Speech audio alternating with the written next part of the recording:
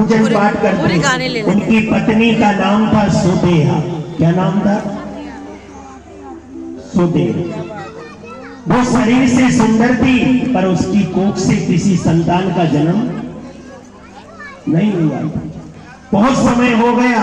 ब्राह्मण का मन तो कहते हैं भगवान शंकर के पूजन पाठ में लगा रहता, पर सुदेहा को कभी कभी दुख होता। मैं कैसी स्त्री, इतनी साल हो गए शादी के, पर अभी तक कोई संतान। स्त्रियों को लगता है, पति तो भूल जाता है घर के काम धंधे में, पर स्त्रियों को लगता है कि कोई संतान होती तो मेरे साथ वो भी घर में रहती तो अच्छा लगता। माताओं को लगता है।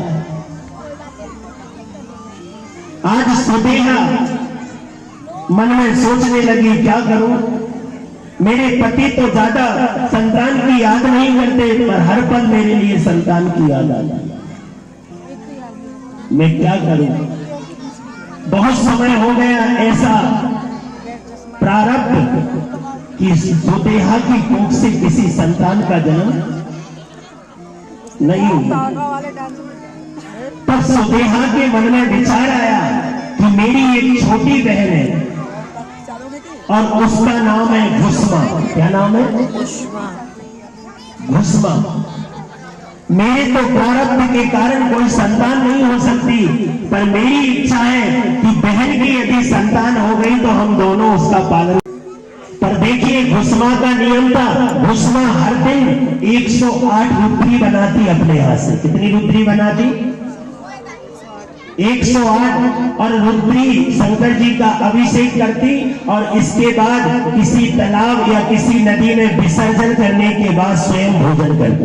ऐसा उसका हर दिन का नियम है। बड़ी धार्मिक थी घुस्मा। घुस्मा की शादी होने लगी तो पति ने कहा, पत्नी सुदेहा तुम अपनी बहन से तो शादी कर रही हो, पर विचार करना कि उसकी यदि कोई संतान हो गई तो तुम उसके बारे में बुरा मत सोचो, क्योंकि कभी कभी बहन से बहन भी दुश्मनी करना, कभी कभी बहन से बहन भी दुश्मनी करना शुरू कर देती है।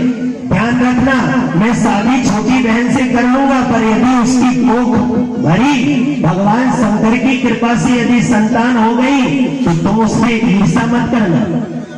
सुदेहा ने कह दिया, हम सख्ती बहन, हम तो दोनों अच्छे से रहेंगे, प्रेम से रहेंगे, दोनों एक ही बात की दो छोरियां। पतिदेव